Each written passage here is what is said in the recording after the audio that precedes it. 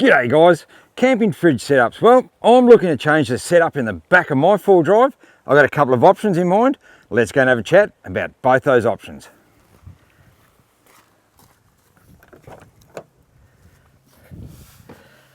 Righto, so here's option number one, but the main reason why I'm looking to change my camping fridge setup is because with some of the longer trips that I've certainly got planned for down the track, I would now like to have a fridge and a freezer option, whereas I don't have that option with my current setup, with my current chest fridge. It's just a fridge or it's just a freezer, can't have in between. So the options I'm looking at is to keep my trusty Engel. Look, this fridge is 18 years old. It's never missed a beat and it works absolute treat. So you got to think, well, why get rid of it? Exactly my point. You know, it's a great fridge, but I don't have that freezer option. So the option I'm looking for to go with this is down the side here. I could fit a narrow 15 litre freezer, or it's a fridge as well, but I'd use that purely as just a freezer. It fits in there very easily. It's only about 220 mil wide, 230 mil wide, so it fits in there very easy, and I'll still have a little bit of storage space even beside that. So that's the option there that I'm looking at with that, and then keep this purely just as a fridge.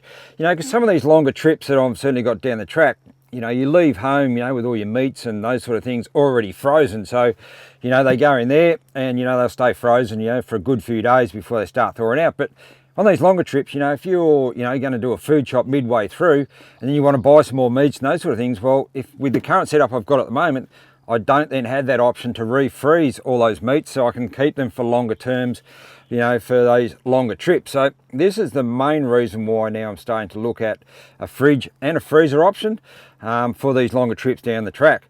So, and then the other option I'm looking at to, instead of using this fridge, is maybe ditching my good old Engel, put that in the garage and use it as a beer fridge and make a wicked beer fridge.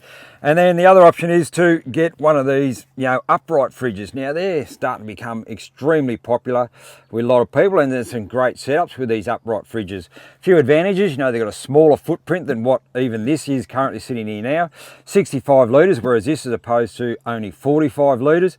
And then in the top of those upright fridges, you do have a little freezer options as well, but they are only tiny. They're only about 7 litres. They're pretty tiny little freezer in the top there. So, you know, there's pros and cons for both ways. And, you know, the other negativity too, I suppose, with that I hear from people that have got these upright fridges is you just got to be a bit careful, you know, when you open the doors, that, you know, if you've been on, you know, some 4-drive tracks and those sort of things, that items don't fall out when you go and, you know, open the doors, where you don't have this problem with this current setup. So, I don't know. So at the moment, I'm still currently thinking I'm going to probably go with that option, but you know, I've also had a few people suggest, well, why don't you look at one of these dual zones fridge freezers? So you got freezer on one side and fridge on the other, all one unit. But the problem is with that, I've looked at maybe a 75 litre, and they're too long. They won't fit in the space I've got here between the back there and the chair. So, and this back of this seat here. So that's not necessarily an option for me to go that way. So I don't know. It's which way do I go? But at the moment, I'm leaning towards staying with this,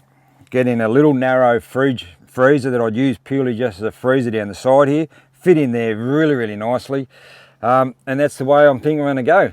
What do you guys got? Which way do you guys go? Do you have a setup like this where you got a little main fridge and then a freezer stuck down the side of your freezer, down the side of your fridge there, or have you completely ditched the chest fridge altogether and gone with one of these upright versions? I'll be pretty keen to know. Throw us your comments down below and let's see what you guys come up with. But I think I might stick with my good old Engel and get a little narrow fridge freezer that I can use as a freezer down the side here. Good on you guys, thanks for tuning in, and we'll catch you down the track. Hooroo.